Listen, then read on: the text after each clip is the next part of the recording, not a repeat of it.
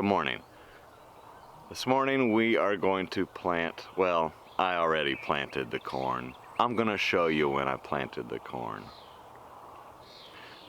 I haven't seen the footage. I'm pretty sure there's a lot of butt shots. I suffer from a medical condition. It's called no acetol. The belt doesn't really help. And then we're gonna harvest some spinach. I'm working on my second cup. Let's do this.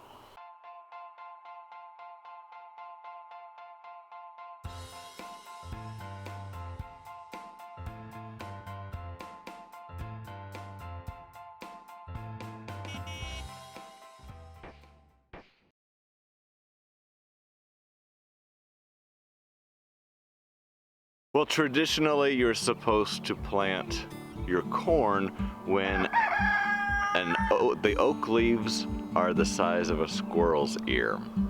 That's the rule around here. I don't know, that's an Ozarks thing, an Arkansas thing, probably not, I don't know. But I imagine, I haven't been that close to a squirrel's ear, but when an oak leaf is like this, I guess.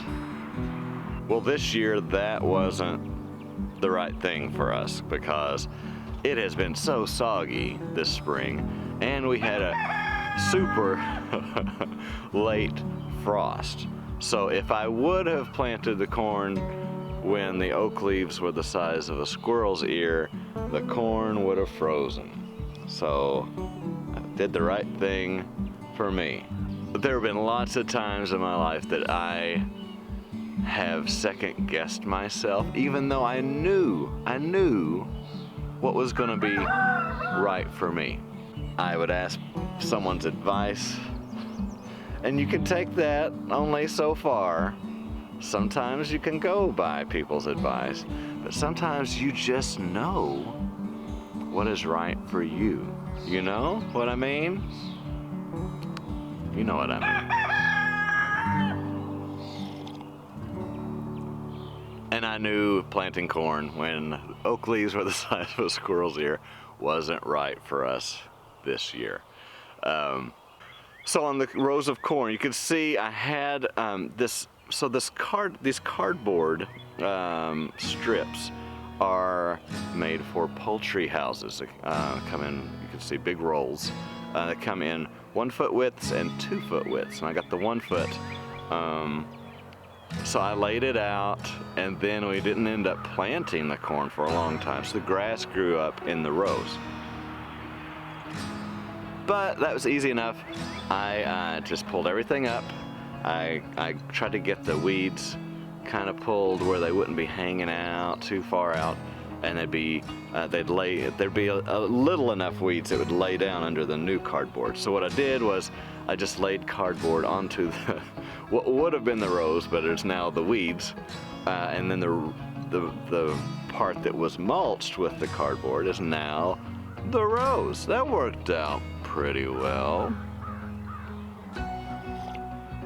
So I'm trying to be as no dig as possible, just to make life a little easier and maybe not mess up the infrastructure, because with this clay stuff, if you mess with it a whole lot, you're gonna end up with it really compacted or just a real mess.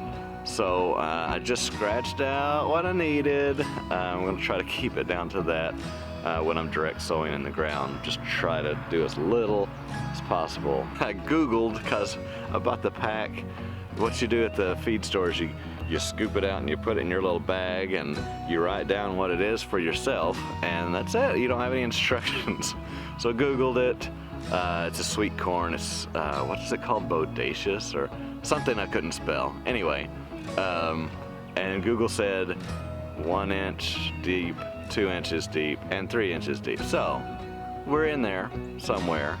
I planted them all between 1 and 3 inches.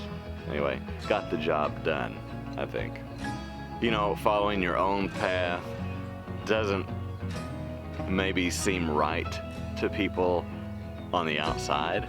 Like 11 plus years ago now, when I started this YouTube channel. First of all, as a full-time dad, or stay-at-home dad, I guess, 4 kids ages 4 and under, I couldn't really get out a whole lot. And I need to do something creative, and I'm pretty social, and YouTube seemed to fit the bill for both. But even though it was such a different path than anyone I had known at the time had taken, there've been so many enriching experiences along the way. I can say I've been a judge at the World Championship Squirrel Cook-Off. I was a national Little Debbie brand ambassador for 6 months, and whatever Little Debbies I wanted, I just told them and they sent it. Nutty Buddies are so much better directly from headquarters. Along the way, I've got to meet so many inspiring folks. I just say, hey, I like what you're doing. Can I get a peek behind the curtain? And they just come in. A lot of my Only in Arkansas work's been like that. So super fun. I'm acquainted with Rhett and Link, which turned out their morning show, Good Mythical Morning, is a big deal, and they've been on Jimmy Fallon quite a few times now, and I'm really super proud of them. But how fun is that to know them and to follow along all this time? And none of that would have happened if I would have tried to just be normal and do what was expected and follow the conventional way of being. And I knew what was right for me, and I followed it, and I'm glad I did with that, especially. So we're gonna harvest some spinach, and I'll let you be on your way. Yeah, it's super crammed. What I'm gonna do is I'm just gonna, ooh, yeah, I've been picking the outer leaves. Probably ought to do it a lot more severely than I have been. I've just been making salads, but maybe we ought to take a lot more and steam some for supper, or make a little saute. They're not tough even when they get big though. Not yet. So, oh gosh, I can't get enough spinach. Anyway, I never could. I've always loved spinach.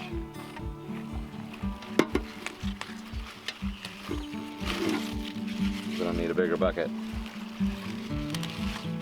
Need to make room for some light and air to get in here though. I have a feeling it could get mildewy packed in here moist like this with everybody together. It just keeps growing though, so I can be ruthless. Oh, there's a little bug bite. That's the first bug too. Keep an eye on that. Sure, giving it more space is helping that department as well. All right.